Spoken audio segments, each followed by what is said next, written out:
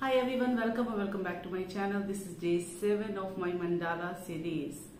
If you are new to the channel, I have taken 30 days challenge to create mandala every day. Thinking that some of you might not be able to create mandalas just because you are not able to create mandala grid. I am creating mandala grid today because this is the basic of this art. You might be able to create new patterns on your own, but if you're not being able to create perfect mandala grid, your patterns are not going to look very nice. So without any further ado, let's get into today's video where I'll be creating mandala grid today.